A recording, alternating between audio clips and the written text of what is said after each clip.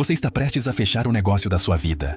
A apresentação em PowerPoint está perfeita. O quarto está silencioso. E bem na hora em que você está prestes a clicar no último slide, bum, tela azul.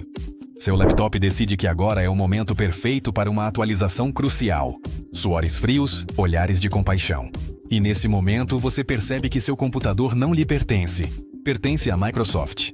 E o pior é que essa cena, que parece saída diretamente de uma comédia de terror, se tornou o novo normal. A crise do Windows 11 não é um bug, é uma funcionalidade intencional. E a história de como chegamos a esse inferno de notificações e anúncios é absolutamente insana. Para entendermos o desastre atual, precisamos voltar no tempo. Para muitos de nós, o Windows foi o primeiro contato com um computador.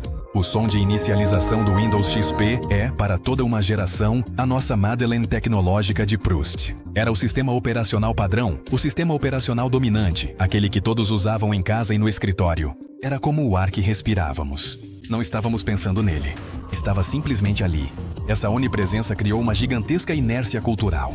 Mudar de sistema operacional foi como decidir começar a falar outro idioma. Ninguém queria complicar a vida. A Microsoft sabia disso e construiu seu império sobre esse conforto.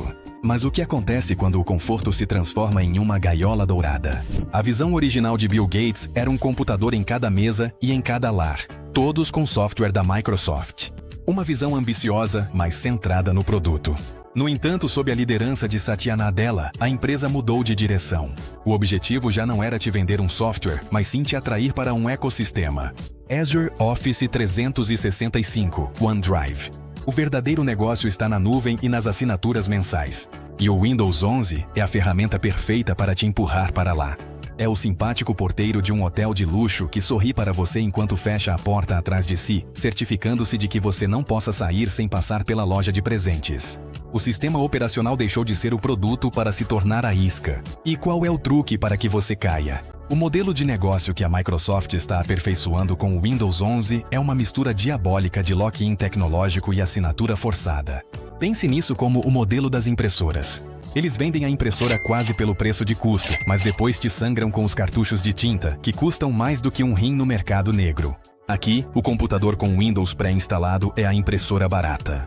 O sistema operacional é o chamariz. Uma vez lá dentro, tudo é feito para que você assine o OneDrive porque está ficando sem espaço, para que pague pelo Microsoft 365 porque o WordPad já não é suficiente. E agora, para que você use o Copilot, a IA integrada deles, que claro, vai funcionar muito melhor se você der acesso a toda a sua vida digital. Esse truque não é exclusivo do software. A indústria dos consoles de videogame faz isso há anos. Você compra um PlayStation ou um Xbox e fica preso à loja digital deles, aos serviços de assinatura e aos acessórios exclusivos. As academias fazem algo parecido com suas matrículas anuais, apostando que a preguiça de cancelar será mais forte do que a sua vontade de treinar. Eles te vendem uma solução inicial atraente para depois monetizar sua permanência por meio de serviços recorrentes.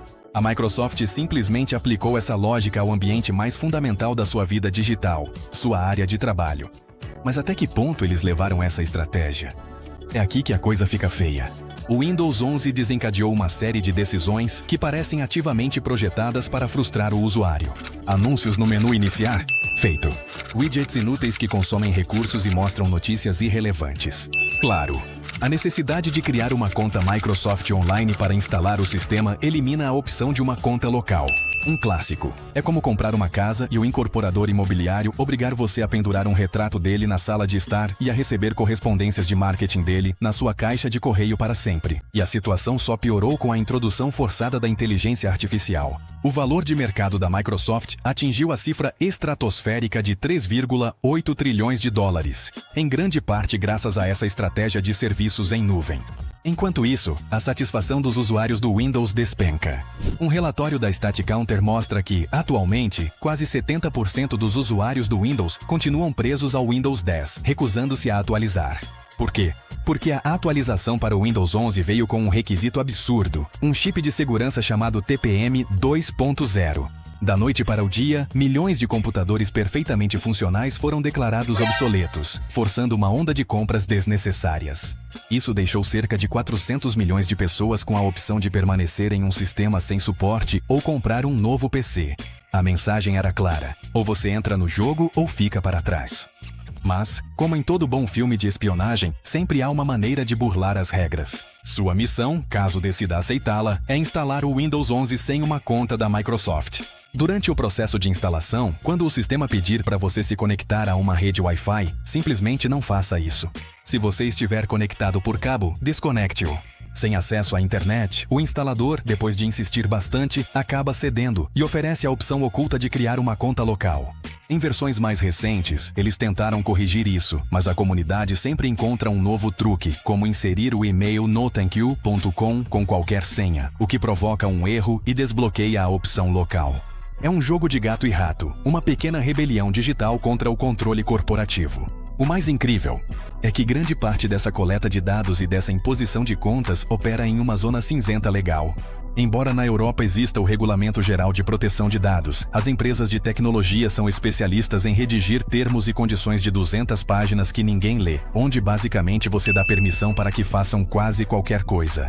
A telemetria, como a Microsoft chama eufemisticamente o monitoramento constante do que você faz no seu PC, vem ativada por padrão no seu nível mais alto.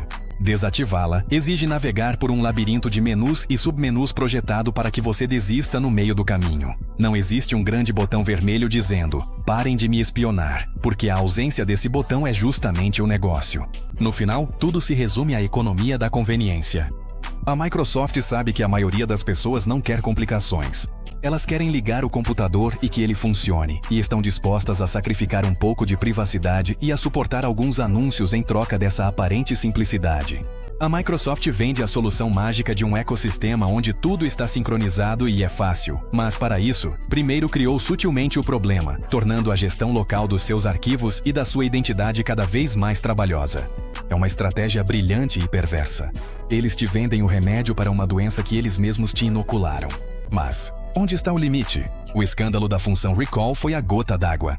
Anunciada como uma ferramenta revolucionária de IA que tiraria capturas de tela de tudo o que você faz no seu computador para criar uma memória fotográfica da sua atividade, a comunidade de cibersegurança imediatamente a apelidou de pesadelo para a privacidade. Descobriu-se que os dados eram armazenados de forma insegura, transformando cada PC em uma mina de ouro para qualquer malware ou hacker.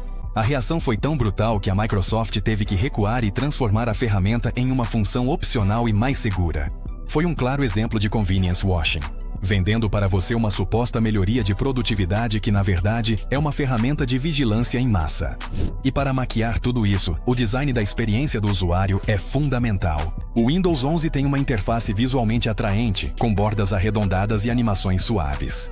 É como um doce com uma embalagem linda que esconde um remédio amargo. Os anúncios não são apresentados como anúncios, mas sim como sugestões de aplicativos. A coleta de dados não é espionagem, é para melhorar sua experiência.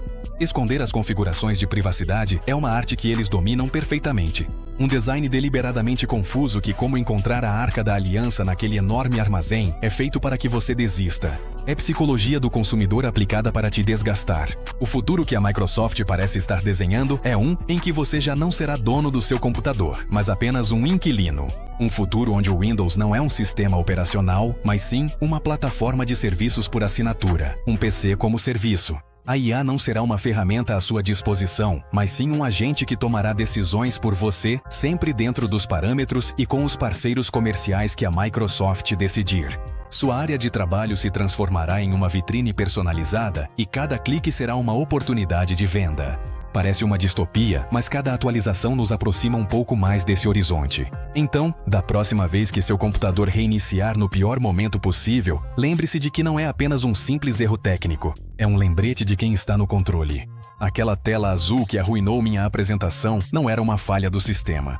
Era uma manifestação de uma filosofia empresarial que deixou de ver o usuário como cliente para vê-lo como um ativo a ser explorado. Passamos de ter um computador em cada mesa para ter um anúncio da Microsoft em cada menu iniciar. E ainda pagamos por esse privilégio. Você acha que as empresas têm o direito de mudar assim as regras do jogo com produtos que já compramos? Ou será que entregamos controle demais em troca de comodidade? Se essa história sobre como uma empresa pode manipular você através do seu produto te deixou pensando, espere para ver como faz o mestre do marketing do controle. Deixo aqui uma análise sobre como a Apple faz uma lavagem cerebral em você. Te prometo que depois de assistir, você vai olhar para o seu telefone com outros olhos.